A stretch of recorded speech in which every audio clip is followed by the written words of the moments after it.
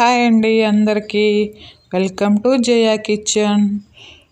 ఈరోజు పూరీలోకి రోజు చేసుకునే కర్రీ కాకుండా బీట్రూట్తో కర్రీ చేద్దామండి.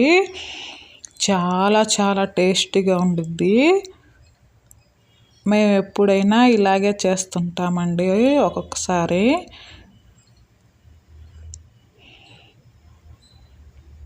ముందుగా కావాల్సినవి క్యారెట్, బీట్రూట్, ఉల్లిపాయ, పచ్చిమిర్చి అన్నీ సన్న ముక్కలుగా కట్ చేసి ఉంచుకోవాలండి.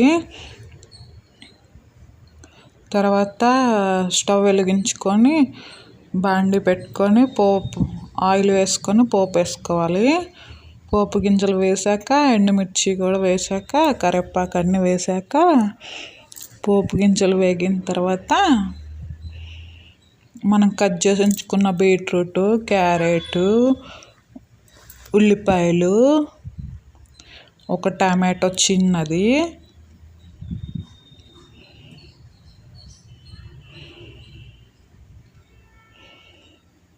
రెండు మూడు పచ్చిమిర్చి, ఇంకా అన్నీ వేసి కాస్త వేగేదాకా తిప్పుకోవాలి. ఈ కర్రీ పూరీలోకి పూరీలోకైనా చపాతీలోకైనా చాలా చాలా టేస్టీగా ఉండిద్దండి. ఇంకా ఇలా కొంచెం ముక్కలన్నీ మగ్గిన తర్వాత 1/2 టీ స్పూన్ పసుపు, తగినంత కారం, తగినంత ఉప్పు, ఇంకా 3 వేసుకొని మొత్తం కలిసే విధంగా తిప్పుకోవాలి.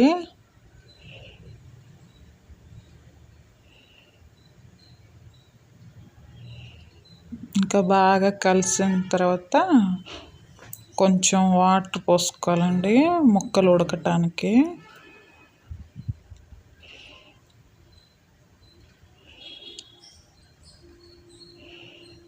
వాటర్ చూస్తూ పోసుకోవాలండి. ముందు 1/2 గ్లాస్ పోసుకుంటే సరిపోతాయి. పెద్ద గ్లాస్తో ముక్క ఉడికితే పర్లేదు, లేకపోతే ఇంకొంచెం పోసుకుంటే సరిపోతాయి.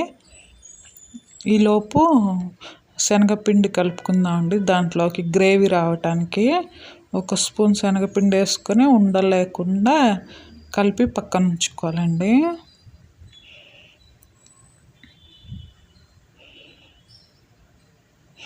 ఇంక ఈ లోపల పూరీ పిండి కూడా ముక్కలు ఉడికే లోపల పూరీ పిండి కూడా కలుపుకుందామండి.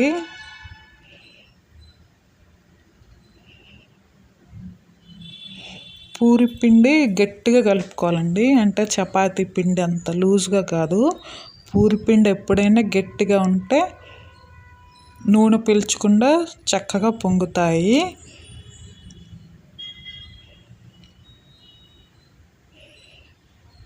ఇంక ఇలా కొంచెం కొంచెం వాటర్ వేసుకుంటూ పూరీ పిండిని సాఫ్ట్గా కలిపి పక్కన ఉంచుకోవాలి.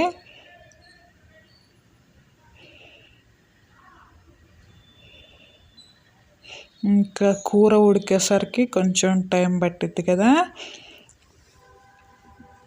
ఇంకా పావు గంట పక్కన ఉంచుకున్న తర్వాత గోధుమ పిండిని ఇంకా పూరీలు ఒత్తుకుందామండి.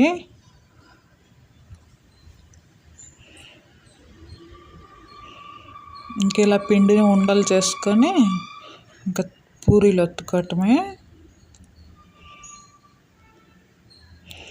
పూరీలు ఒత్తే లోపల డీప్ ఫ్రైకి ఆయిల్ పెట్టుకుందామండి. అంతలోకి ఆయిల్ కూడా కాగిద్ది.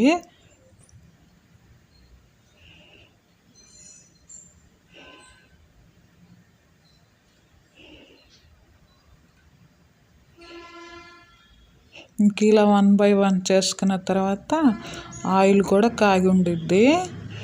ఇంకా ఆయిల్లో వేసుకొని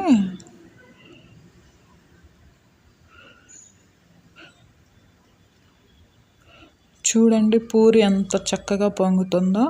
పిండి గట్టిగా కలుపుకుంటే పూరి పొంగిద్ది, ఆయిల్ కూడా పీల్చదండి.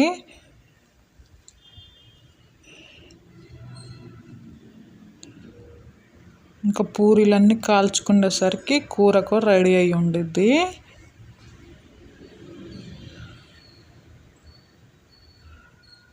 ఇంకా పూరీలన్నీ ఒక ప్లేట్లో ఇలా తీసుకుందాము. ఇంక ఈ లోపల కూర కూడా రెడీ అయి ఉంటుంది. మూత తీసి చూసి ముక్కలు క్యారెట్ బీట్రూట్ మెత్తగా ఉడికిందా లేదా నొక్కి చూస్తే తెలిసిద్దండి. మెత్తగా అవుతుందంటే ఇంకా ముందుగా మనం కలిపి ఉంచుకున్న శనగపిండి ఉంది కదా, ఇంకా అది వేసి కలుపుకోవటమే. మీకు గ్రేవీ ఎక్కువ కావాలంటే 2-3 టేబుల్ స్పూన్లు అయినా వేసుకోవచ్చు శనగపిండి. గ్రేవీ తక్కువ కావాలంటే 1 స్పూన్ అయితే సరిపోయిద్ది. ఇంక ఇలా దగ్గర పడ్డ తర్వాత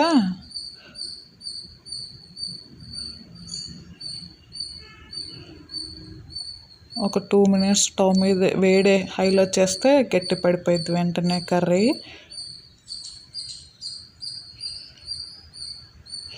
ఇంక ఇలా గట్టి పడ్డ తర్వాత ఇంకా బౌల్లోకి తీసుకొని సర్వ్ చేసుకోవటమే.